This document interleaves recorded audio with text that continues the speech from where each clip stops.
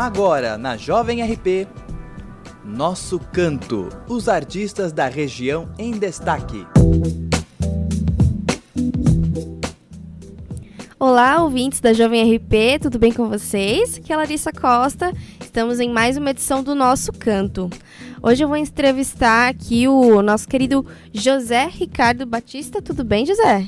Tudo bem, Larissa? Tudo Boa certo. noite. Ele é meu convidado especial porque ele está lançando um livro amanhã, mas daqui a pouquinho a gente fala mais sobre o lançamento. Primeiro vamos conhecer quem é o José Ricardo. Você prefere que te chame de José ou de Ricardo? Pode me chamar de José Ricardo ou de Zé, né? Zé. Eu acho que é um... Zé é bom, né? Zé é bom. É prático. Zé é prático, Zé é curto, acho que Tá bom. pode ser Zé Zé pop, mesmo. Zé é tudo. Zé é tudo, tipo isso assim. Zé é agro.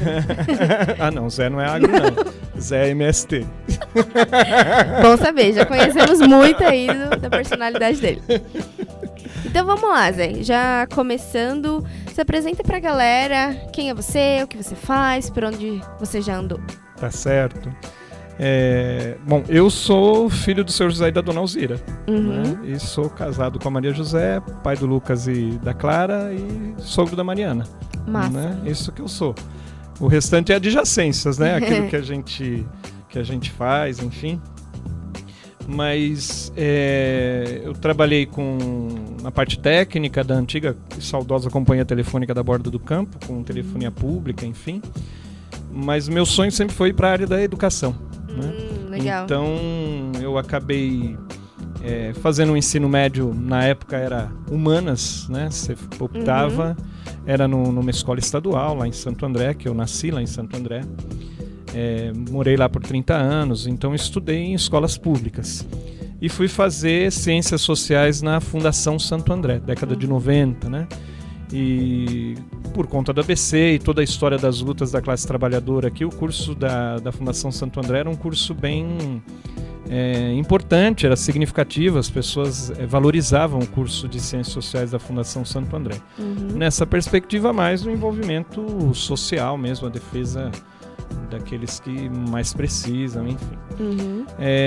Só que eu continuei trabalhando na área técnica e demorou ainda um tempo para eu ir para a área da educação, né? Depois saí da Companhia Telefônica, na época das privatizações do governo Fernando Henrique, e aí eu fui buscar na área da educação uma colocação, enfim. Aí trabalhei em escolas do Estado, como eventual, né? Aquela coisa de substituição, mas mesmo assim ainda foi bom, porque uma professora precisou se afastar e eu acabei pegando aulas praticamente um segundo semestre, né? Sim. Coisa que no meio do ano é meio difícil acontecer, mas enfim, foi esse o percurso. E aí eu entrei no Enal para trabalhar no Enal, que é uma escola aqui da cidade de Ribeirão Pires. Na época o Enal era administrado pelo Instituto das Filhas de São José, que é uma congregação feminina católica. E entrei como professor de geografia, mas por conta da minha ligação com a igreja desde muito tempo, né, desde criança, e de modo particular na Pastoral da Juventude nos anos 80, acabou juntando a fome com a vontade de comer, né? A perspectiva da instituição e o modo como eu enxergava o mundo, como eu entendia o mundo, né? Quando a gente pensa assim, essa participação nos anos 80 da Pastoral da Juventude na região do ABC, foi uma história muito rica, né? Que também estava envolvida com as transformações que o país estava passando por conta do fim de ditadura, as grandes greves do ABC. Sim. Era um pouco esse universo político-social que a gente vivia desde uma perspectiva católica, né, da Pastoral da Juventude nesse período. Então, o percurso também de trabalho lá na escola junto com as irmãs, ele foi bem positivo, porque eu fui encontrando meus espaços conforme meus sonhos, conforme a minha cara. E estar com a juventude, estar com as crianças, alegra demais o meu coração, né? Desde quando que você está lá? Desde 2000. Com as Filhas de São José eu trabalho desde 2000. O Enal não é mais mantido pelas Filhas de São José, eu não trabalho mais no Enal. Mas nós, por conta da minha trajetória, as irmãs foram me convidando para atuar na área da pastoral, que é um trabalho que é feito em termos de evangelização, formação humana. E esse trabalho foi dando muito certo, né? Foram 10 anos de trabalho que eu tive a oportunidade de organizar na escola. A gente criou muitos projetos que eram significativos para as crianças, e reverberava para as famílias, os avós, para os próprios educadores. Então, foi um percurso que foi sendo significativo nesse sentido. Dentro da escola, no Enal, eu consegui manter por uns 8 anos um projeto que era o projeto Momento da História. Então eu entrava, claro que nem sempre dava para ser uma vez por mês, mas eu procurava me organizar para entrar uma vez por mês em cada sala e contava histórias infantis para os alunos na sala de aula de uma maneira muito interativa. Eu uso caixa, tirando os personagens de dentro da caixa. Ah, legal, bem lúdico, né? Exato, gera uma expectativa maluca, né? Eles ficam encantados, né? E depois da contação de história eu abria para uma reflexão. Aí você colhe pérolas, porque às vezes assim, você via a história a partir de uma perspectiva e as crianças traziam outras riquezas. Eles olham de um outro modo, né? Aquilo que a história traz. Então isso ajudou muito nessa aproximação com o universo infantil, né? Das histórias infantis, porque era todo um trabalho de buscar as histórias, né, de analisar o livro, enfim. Então era um trabalho de garimpar mesmo quais histórias que serviriam e depois criar os personagens, né? Com coisas corriqueiras, um copo pode ser um personagem, enfim, uma caneta, coisas assim. Depois, com a ajuda das pessoas que trabalhavam lá na escola, a gente foi criando os personagens um pouco mais elaborados, né? Mas sempre assim. E aí uma amiga que me viu contar a história foi quem depois me convidou para fazer uma contação com a história que ela havia criado, né? E isso depois acabou gerando o livro que a gente ainda vai conversar sobre ele. Legal. E a minha formação depois, por conta desse percurso no trabalho, eu fui fazer uma especialização em Ciências da Religião. A especialização é ensino religioso escolar, né? Mas é muito específica, uma característica muito específica da realidade das escolas católicas. Mas por conta da abrangência do curso, da abordagem do curso, tem ênfase em ciências da religião. Então, para estudar as religiões, as tradições religiosas, desde uma perspectiva de área de conhecimento, fenômeno religioso para ser analisado, né? E assim, é minha cara, isso foi dando uma identidade, né? Um jeito de trabalhar com determinadas coisas, né? Então meio que influenciou essa aprendizagem religiosa, influenciou no seu trabalho com as crianças. Com certeza. Mas sempre desde uma perspectiva que é sempre perigoso, essa questão da religião, né? A religião pode fazer viver ou pode matar, né? Sim. E às vezes mata a pessoa ou mata os outros em nome da fé. E aí, assim, quanto a isso a gente pode ficar muito tranquilo, porque infelizmente todas as tradições religiosas têm seus problemas de violência. Sim. E ao mesmo tempo têm seus problemas de salvar o humano, de emancipar o humano, né? E então, quando a gente fala dessa perspectiva religiosa, é mesmo no sentido de cuidar das pessoas, de emancipar as pessoas, de ser reverente diante das pessoas e não querer submetê-las àquilo que a gente acredita que seja correto, né? Diante das tradições religiosas, as pessoas deveriam se sentir livres para escolher, né? E cuidadas, né? Então, a questão não é exigir do outro que ele se enquadre no que eu sou. É ele que precisa exigir de mim, por causa da minha fé, um cuidado adequado com o ser humano. Legal. Então eu penso que é nessa perspectiva que a gente precisa ir, porque senão a gente se perde nesse universo que é bem pantanoso. Né? Eu imagino. E como que é trabalhar com crianças? Essas crianças que você trabalha, elas são muito novinhas, mais ou menos? Essa questão da contação de história, que eu tive a oportunidade de fazer o trabalho na escola, né? Por conta de todas as oportunidades que as filhas de São José foram dando, enfim, confiando no trabalho, né? Contar histórias tem a ver comigo. Eu conto história desde faz tempo, né? E com os filhos, né? Contava muita história para eles, né? Tem muitos livrinhos de história em casa. Esses dias a gente tava lá organizando um armário. E tem muito livro de história que eu acabava contando, né? Porque uma coisa é você ler, que é um jeito de se apropriar da história. Mas outra coisa também é alguém contando para você, né? Interpretar. Isso cria vínculo, né? Pais e mães, contem histórias para os seus filhos, né? Tios e tias, padrinhos e madrinhas, contem história para as pessoas que vocês têm próximo. Porque isso traz uma riqueza imensa para a criança, né? E a criança ela vai pedir 1000 vezes para você contar a história de novo, né? Conta de novo. Talvez você conte a história várias vezes no mesmo dia e depois vai contar nos outros dias também. Porque a criança tem uma vitalidade que é diferente do adulto, né? A criança não se cansa, ela quer o tempo todo. E mesmo que pareça repetitivo, para ela é sempre uma grande novidade. Nós adultos, a gente tem uma dificuldade com a rotina. Sim, a gente não consegue ver a rotina de um modo encantado, aquilo parece cansado, né? E no entanto a criança quer, se a gente encontra uma criança de 2 anos e faz uma brincadeira com ela que ela gosta, ela vai pedir 1000 vezes para você repetir aquilo. Sim. Você cansa, mas ela não cansa, né? Porque aquilo que agrada a criança, ela quer de novo, né? E eu penso que na vida a gente deveria fazer isso, encontrar aquilo que nos agrada, e ainda que a gente precise repetir, fazer programa de rádio 1000 vezes, né? É necessário pôr encantamento, pôr alegria nesse programa que vai sendo feito, né? Qualquer ser humano a gente já tem que insistir, né? Pra aprender uma coisa nova, pra mudar de alguma forma. Imagine uma criança. E é muito pela repetição também, né? Educar, claro que não é só isso, mas educar é repetir. Né? Mãe e pai sabem bem disso, professores sabem bem disso, né? 1000 vezes você precisa pedir para não bata no amiguinho, né? Então tem a ver com repetir. Mas essa vivência com as crianças foram também me dando a sintonia para aquilo que vai bem, né? Na contação de história, né? Então você também vai aprendendo a interagir com o público.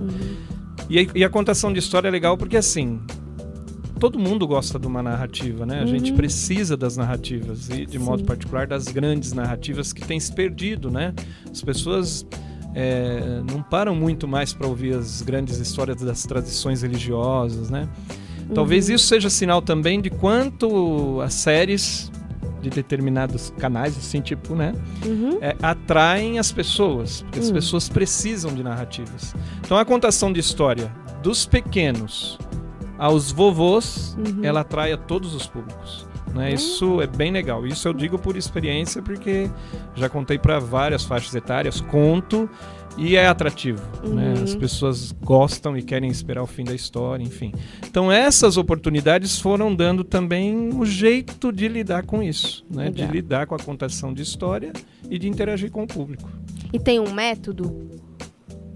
É legal a contação de história porque cada contador encontra seu caminho, né? Tem contadores de história que, por exemplo, não concordam com esse negócio de tirar personagem de dentro de uma caixa. Porque às vezes você tira a atenção da história e gera uma expectativa do que é que vai sair de lá de dentro, então que talvez você quebraria a essência que seria prestar atenção na história.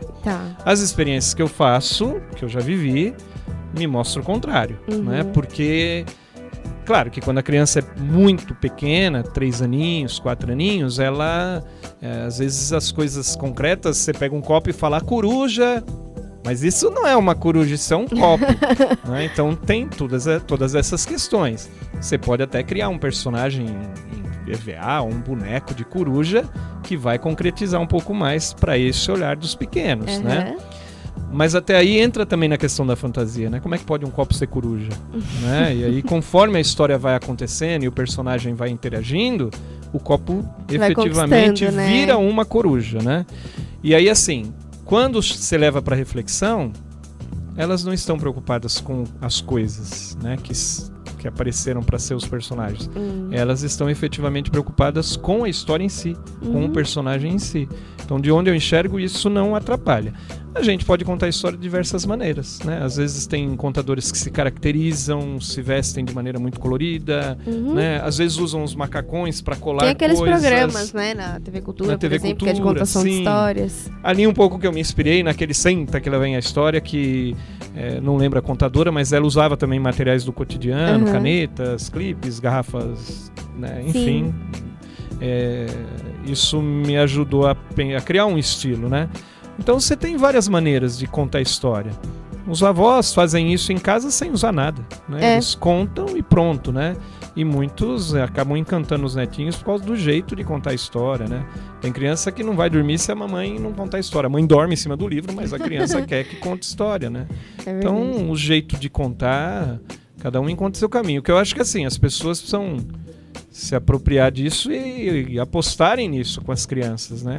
Com os jovens, isso acaba dando muito certo, né? Massa. É isso. E ainda falando dessa parte assim, de escrever, né, de publicações, você já chegou a publicar algo em algum lugar fora esse livro? Então, tem... livro é esse, né? O primeiro livro, se Deus quiser, de muitos, né? Isso e aí. penso que será legal na área mesmo da literatura infantil, né? Uhum. Já tem coisas também que eu já enviei para a editora a mais, para ser analisada, enfim. Ah, que legal. Mas é um percurso que é legal, essa coisa da literatura infantil.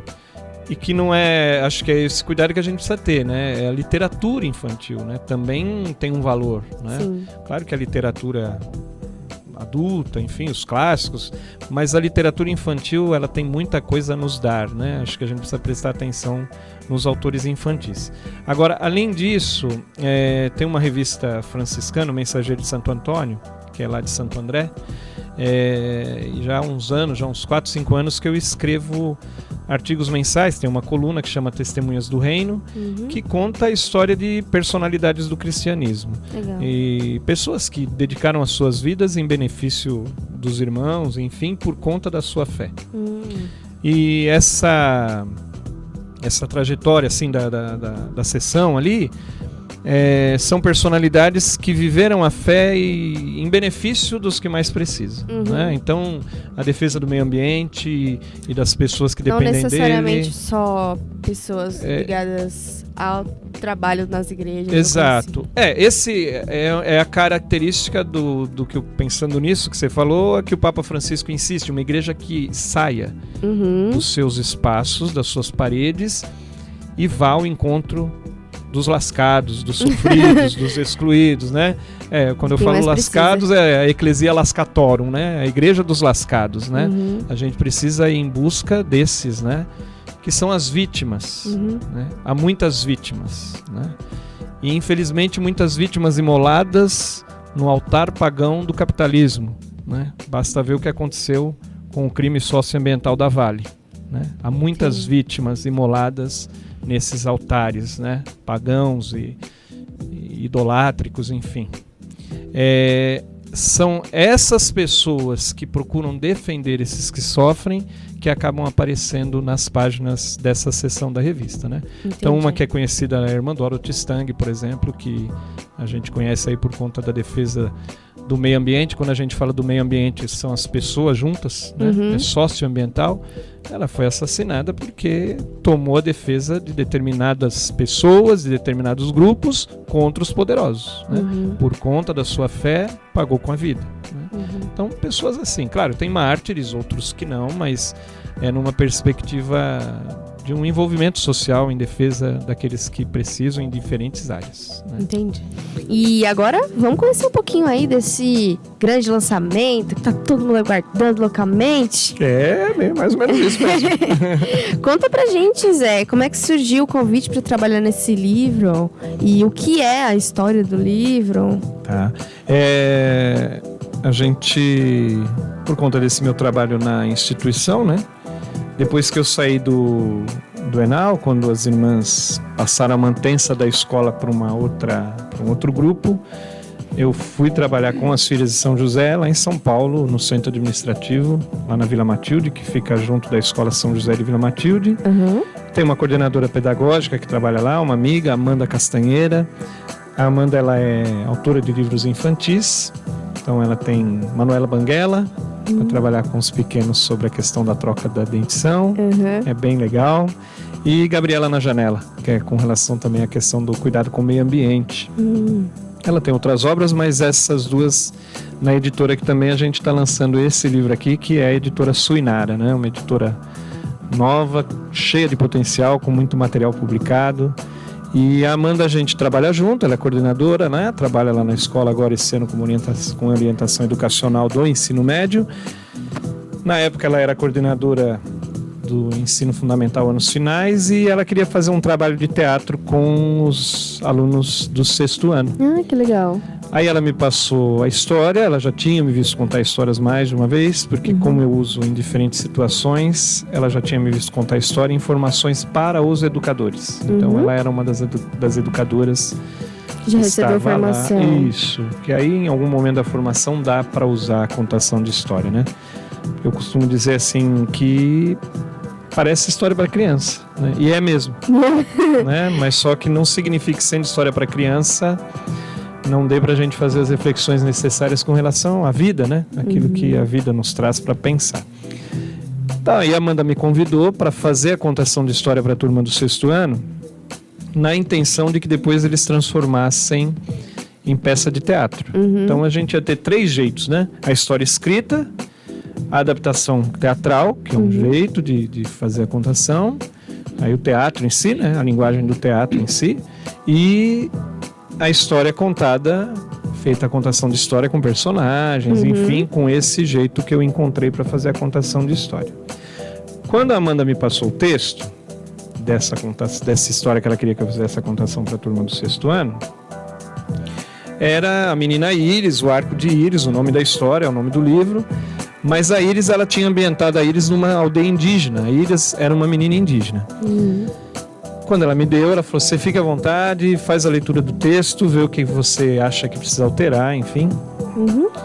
E eu gosto muito dessas coisas de nome, origem dos nomes, e assim que eu bati o olho na Íris, eu identifiquei e falei, é um nome de origem grega, então não combina muito com as nações indígenas, né? Indígena encontraria outros nomes para pôr no filho, nome no filho, nas crianças, enfim.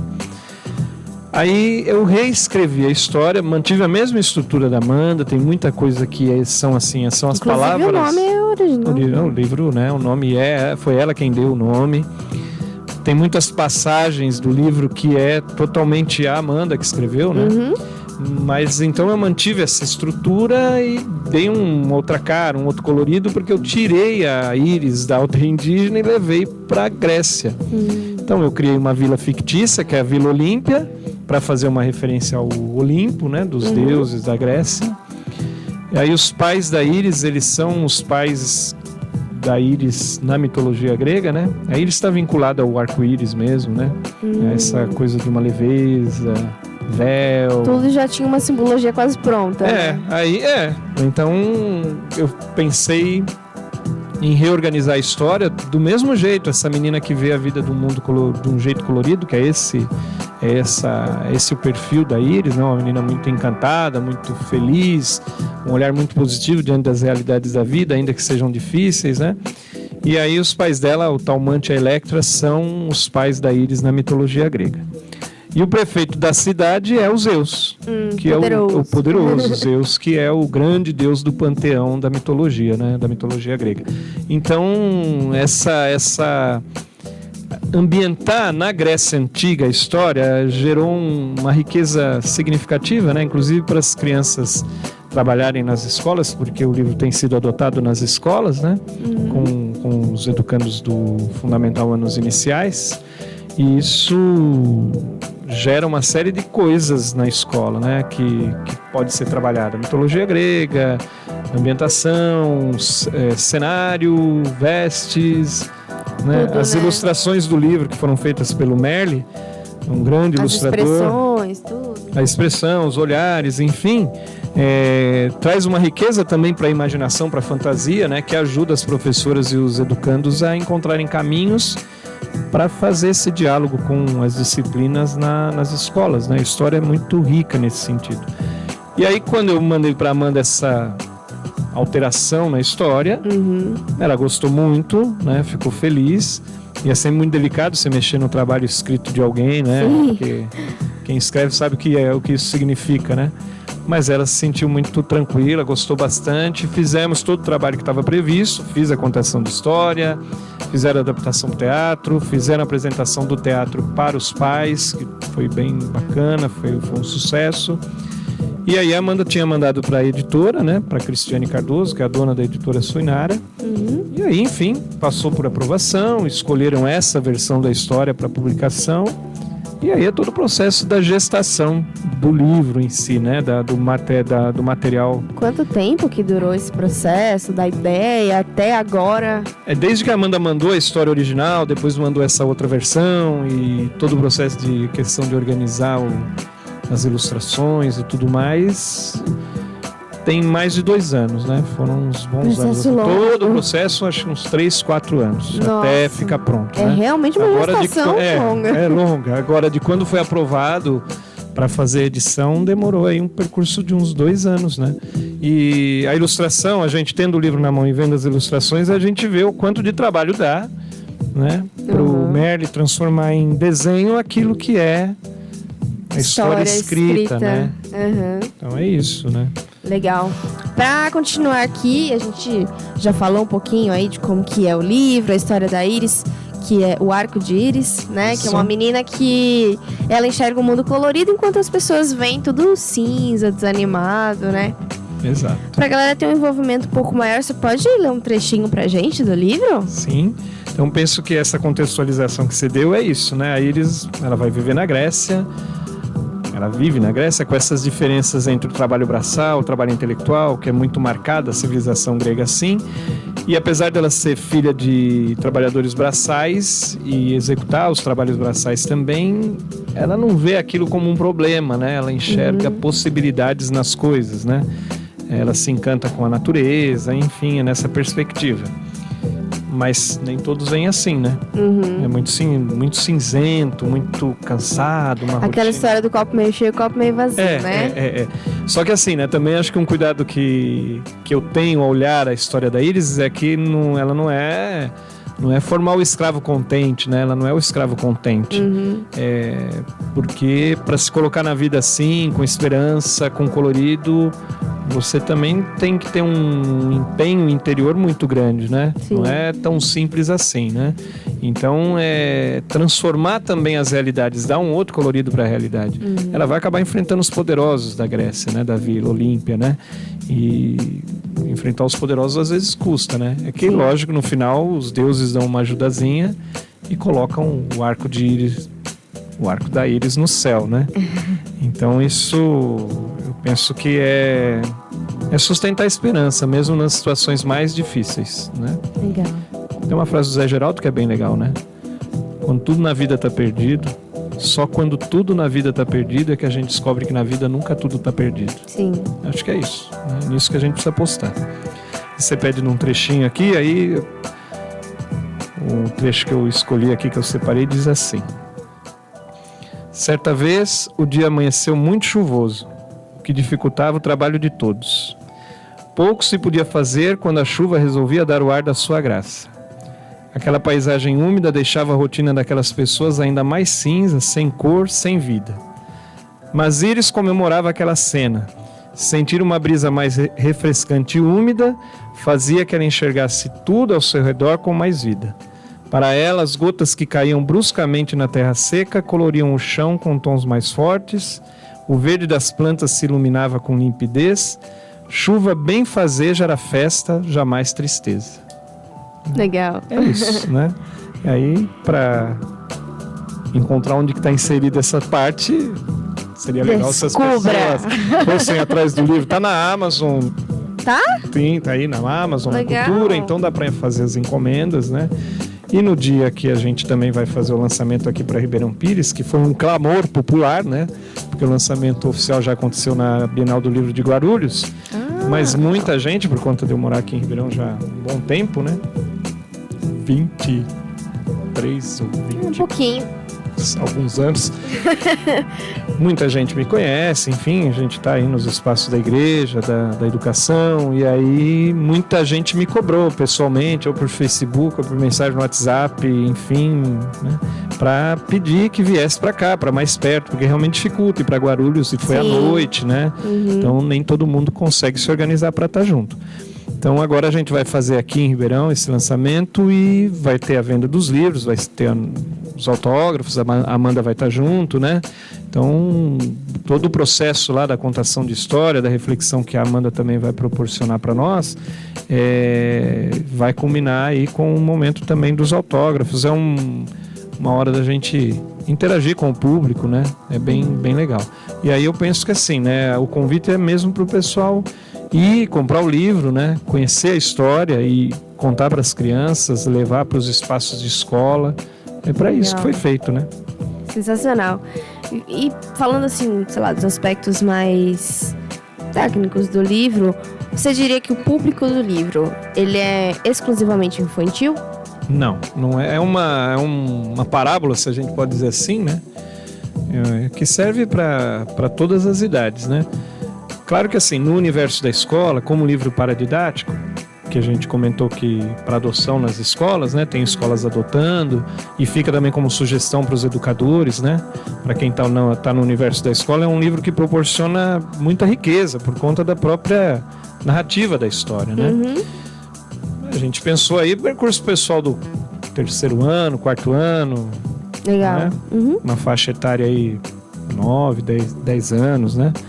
Mas é universal, né? O ensinamento dele não se prende a uma outra idade, né? Com certeza é possível usar com jovens, com os avós, né? Com as pessoas no modo geral. É legal porque como vai ter a contação de histórias, né? Nesse dia do lançamento aqui em Ribeirão, quem for vai ver, né? A interação com o público de diferentes idades, né? As pessoas ficam muito encantadas com a história, né? Tem fotos que são bem legais das reações do público. Então você vê adultos, jovens, idosos, crianças, bebês reagindo com um sorriso no rosto, né? Isso é bem legal, né? Então a história em si ela estabelece um diálogo com todas as faixas etárias, né? E aí, claro, que é um material que dá pra gente levar pra escola e trabalhar com o recurso paradidático, né? E tirar uma série de possibilidades. Show de bola. E o que você aprendeu, assim, escrevendo esse livro, na construção dessa obra, né? Junto com a outra autora, esqueci o nome dela. Amanda Castanheira. Amanda. É um processo, para mim, novo, né? Porque como é a primeira obra que está sendo lançada e publicada, né? Ler e escrever, para mim, é vital, né? Claro que se um dia, talvez, a vida trouxer a situação de não poder mais fazer isso, a gente tem que se reinventar, né? Sim. Mas ler e escrever, para mim, é muito, muito vital mesmo, né? Eu leio com muita frequência várias coisas, né? Então, literatura de um modo particular, que a literatura ajuda a gente a compreender o homem, a compreender o mundo, né? O ser humano, né? Quando eu falo homem, são os homens e as mulheres. Não pode... Essas coisas são sempre um perigo. É como tá viciada as nossas linguagens, né? Sim. Muito viciada com uma série de coisas. Então, esparrama, né? Põe pra dentro, esparrama pra fora, né? As coisas, as letrinhas, né? As ideias. Então é isso, né? Essa questão da oralidade para mim também é uma facilidade, né? Então falo muito, às vezes falo rápido, emendo uma coisa atrás da outra e isso gera uma adesão por parte de quem está ouvindo, né? Do público, enfim. Agora o processo de escrever para fazer a princípio essa alteração na história que a Amanda construiu, havia a possibilidade de se transformar num livro, né? Mas então a delicadeza de trabalhar num texto que já tinha sido pronto, e agora para mim o aprendizado é desse universo da literatura. Da literatura, mas eu digo assim, da produção do livro, da impressão do livro. Outro universo. É um outro universo de paciência, de espera, de aguardar as coisas, porque envolve 1 milhão de coisas, né? 1 milhão de... A gente acha que às vezes é mais simples. E não é, quer dizer, você tem uma série de questões, né, para cuidar, né, da parte da editora, né? Que certamente se a Cris estivesse aqui conosco, ela teria muita coisa para contar com relação a isso. É um universo muito exigente, né? Que envolve trabalho de muitas mãos, né? Divulgação, a diagramação, a construção das ilustrações, né, que é belíssimo, né, um trabalho que, poxa, o livro em si, é claro que a história tem a riqueza, mas traduzir em imagens, né, de uma maneira tão bela quanto o Merle conseguiu fazer aqui, conseguiu no sentido de que é mesmo o trabalho dele, né, então envolve o trabalho de muita gente, isso daqui não fica pronto do dia para a noite, né. Sim. Então é um processo... Tanto que foram pelo menos 2 anos. Exato, aí, né. Nesse processo todo aí, então você tem lá uma gestação, né? Então isso para mim é novo, né? E aí também é novo lançamento, né? O lançamento foi na Bienal do Livro de Guarulhos, que atrai um público bem significativo, né? bacana que foi num parque linear que está na periferia de Guarulhos, né? Então você gera uma movimentação na comunidade ali do entorno, que atrai gente de vários lugares, né? Claro que causa também transtornos num bairro, né? Por conta de juntar muita gente de vários lugares, enfim. Mas no dia em que foi feito o lançamento, tinha um número bem legal de público, né? E reservaram lá um espaço, um auditório para fazer a contação de histórias. Esse universo da interação com o público, um público que para mim era desconhecido, aqui em Ribeirão a maior parte das pessoas são meus brod, né? Manos e minas aqui da região, então gente com quem já convivi ou convive, enfim.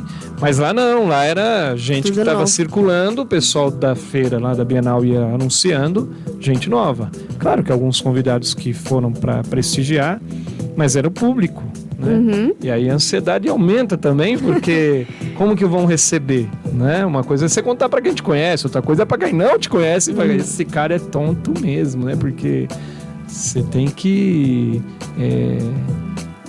O artista é meio doido, né? E aí sempre. O contador de história também entra nessa. Nem sempre se agrada, né? As pessoas te olham e falam assim, nossa, como é que pode isso, né? Mas a reação, né, do pessoal foi muito positiva, né?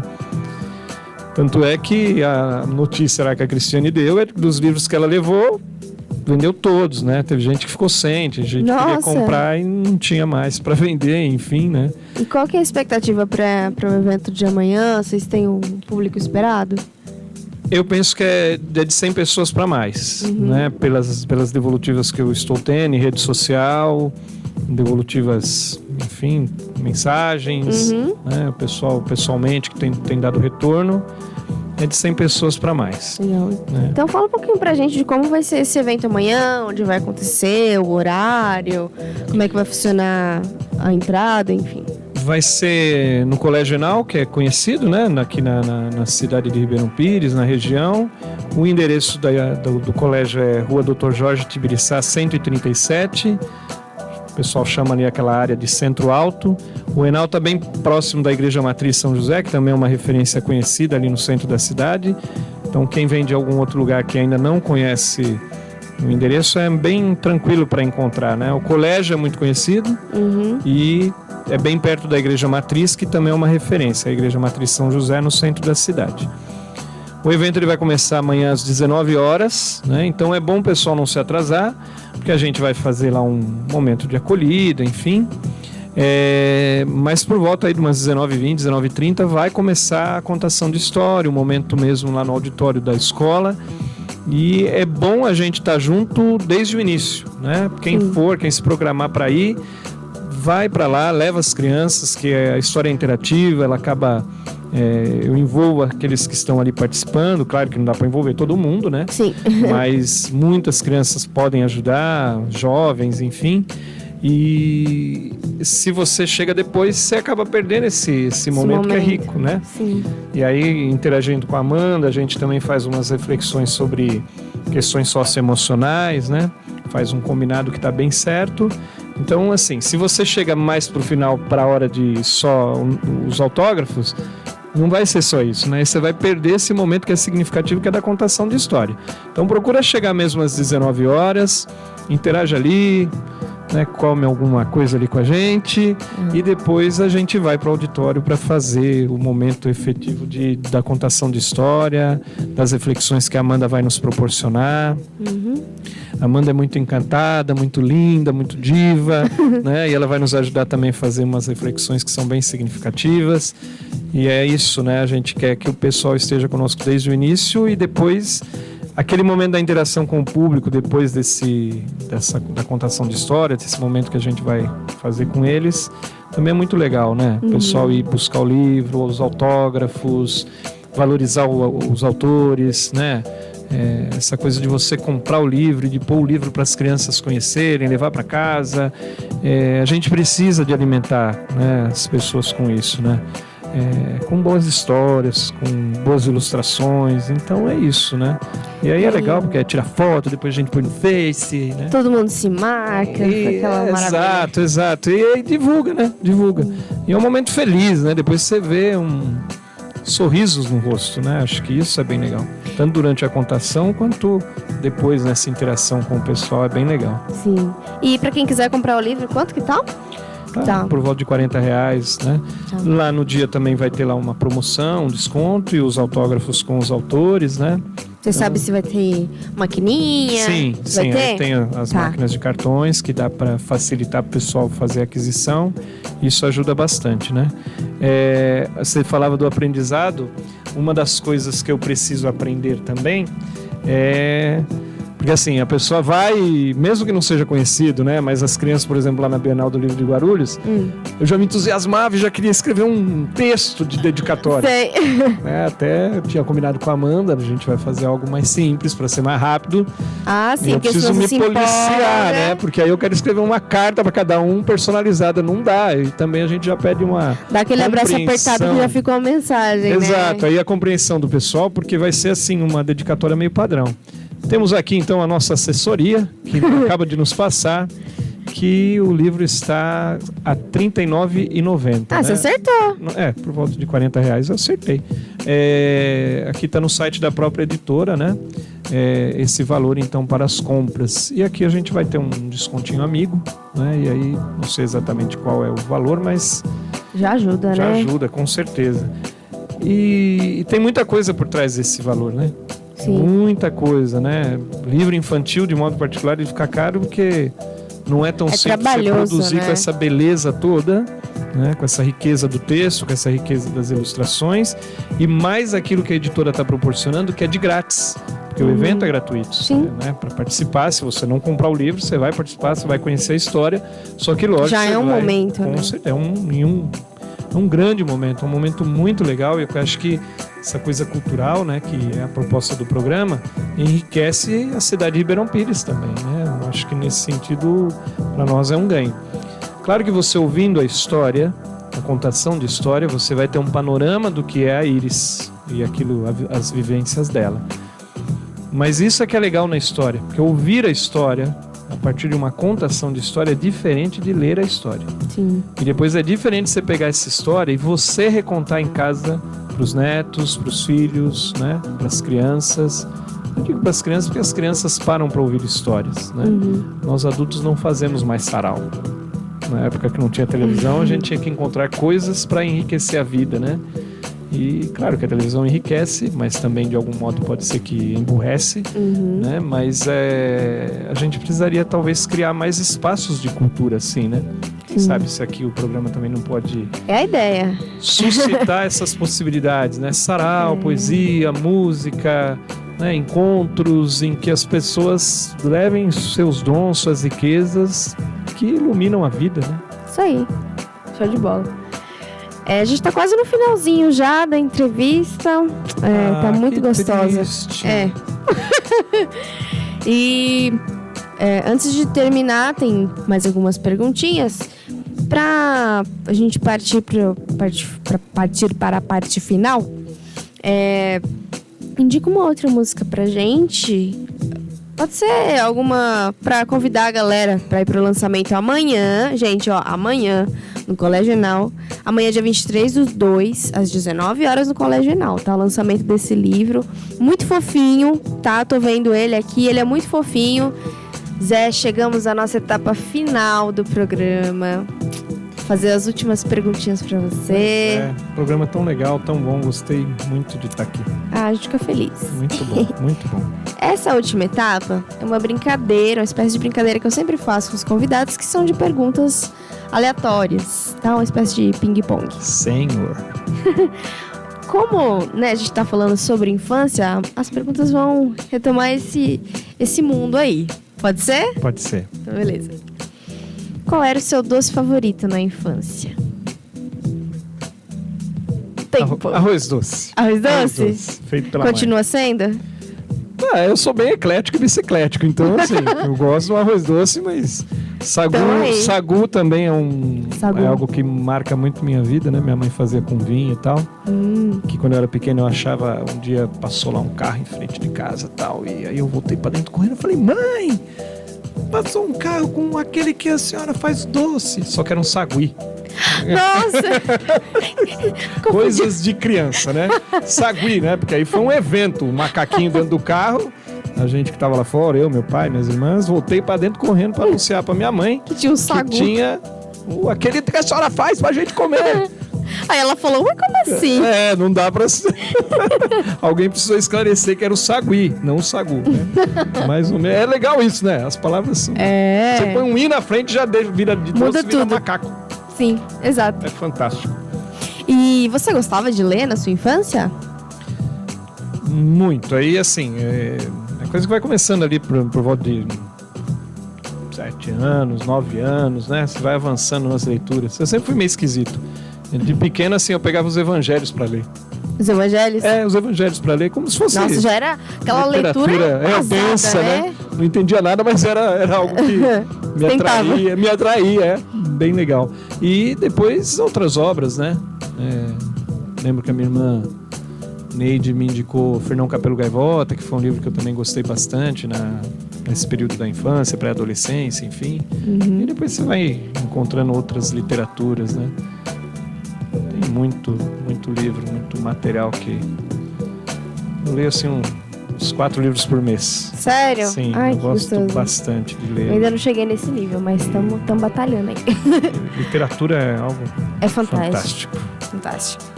Eu, quando eu tô lendo também, fico... Às vezes eu me perco, assim, eu tô lendo, aí fico tão envolvida, né? Daqui a pouco, ai, caramba, tem que voltar. Sim. Né? Volta pra realidade aqui. Literatura, eu leio muita biografia por conta de escrever os artigos da revista. Adoro também. E ensaios, enfim, né? Minha área é sociologia, eu preciso ler essas coisas, né? Então, Marx, Weber, Durkheim, filósofos. Por conta que eu também tenho uns trabalhos com aula de teologia na Diocese de Santo André, aqui na Matriz São José de Ribeirão Pires. Eu leio muito também coisas nessa área. Uhum. As tradições religiosas me interessam muito. Então tem muita coisa boa pra gente ler, né? Legal. Quando a gente é criança, a gente sempre tem vontade de ser, sei lá, um super-herói, né? A gente tem sempre aquele que fala, eu queria ser essa, eu queria ser aquele. Tinha algum super-herói assim que você tinha vontade de ser, ou que você gostava bastante? Que vontade de ser... Não necessariamente. Não necessariamente, mas assim, sei lá, Falcão Azul e Bionicão, né? Talvez eu queria ser o Falcão Azul. E aí... Mas os desenhos da Hanna-Barbera, né? Era muito... Marca muito a minha infância, né? Marca a infância de muita gente, Hanna-Barbera. Se a gente senta numa mesa para tomar uma cerveja boa, artesanal, de trigo, e começa a conversar sobre os desenhos antigos, surge muita coisa. Então, Herculoides é um desenho que eu gosto muito. My Thor, que também é um desenho da Hanna-Barbera. Legal. E tem outros clássicos lá, né? Mas esses são desenhos que eu gosto bastante. Legal. Se você... Agora é uma pergunta bem complexa. Se você pudesse voltar no tempo, ou ser criança, alguma coisa você teria aproveitado um pouco mais? Que pergunta capciosa. Ou você acha que você conseguiu aproveitar tudo que você precisava no momento certo? Quando eu olho pra trás, olho minha trajetória, olho a minha história, acho que eu gosto bastante daquilo que eu fui vivendo, a maneira como eu fui vivendo, né? A base lá na infância, a juventude, na época da juventude, de modo particular, muita coisa com as quais eu me envolvi, acabaram forjando uma identidade que, de onde eu enxergo, me ajuda a estar no mundo e contribuir de alguma maneira com as pessoas, né? Eu penso que não mudaria, não. Acho que Que bom, isso é legal. Sim, com certeza. Eu acho que foi uma trajetória pra mim, bem significativa. Show de bola. E agora a última pergunta, antes de pedir a nossa última indicação musical. Que recado você deixa para as crianças, para os pais das crianças hoje em dia? Essa é mais capciosa. Essa é mais capciosa ainda. Mas eu penso que a nossa tarefa enquanto adultos, né? E quando a gente diz adultos, eu penso que a gente precisa frisar que são adultos. Adultos. adultos amadurecidos, adultos que sabem se colocar diante da vida, né? Porque nem sempre é assim. Sim. Nem sempre é culpa do indivíduo, mas a gente tem uma sociedade que gera adultos infantilizados, né? Sim. E aí o infantilizados não é no sentido positivo da infância, é no sentido de uma maturidade, né? de uma infantilização mesmo, né? Ou adolescentizados.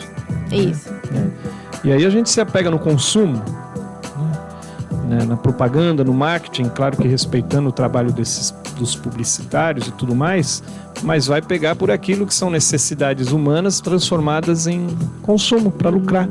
Se a gente cuida das crianças dessa maneira, se a gente dá essa perspectiva de vida para elas, a possibilidade de frustração é imensa. Então eu penso que a gente precisa ajudar as crianças para que o mundo seja colorido conforme o olhar da Iris, a ser reverente diante das pessoas, quaisquer pessoas, todo tipo de pessoa, inclusive aquelas que muitos de nós gostaríamos de ver mortas, né? Eu acho que a gente precisa aprender, valorizar a pessoa humana, cuidar da pessoa humana, de toda a pessoa humana, uma luta assim intensa pelo respeito à dignidade da pessoa humana, aos direitos humanos, de todos os seres humanos, né? Ajudar as crianças a serem solidárias, a terem esperança, a se preocupar com aqueles que mais precisam. Ou é isso ou é a barbárie, né? Ou é isso ou é o caos total, né? Então a gente precisa gerar gente que goste de gente que se ama, gente que saiba interagir, gente que põe para fora suas riquezas, gente que não condena de antemão, né? Porque ninguém sabe o que vai na história de vida de uma pessoa, né? Sim. Para o bem e para o mal, né? Tem um filósofo que eu não vou lembrar exatamente quem é, mas que diz algo do tipo: a vida de todo mundo vista de longe é uma comédia, tudo é muito engraçadinho, muito fofo, às vezes é até de pelúcia, né?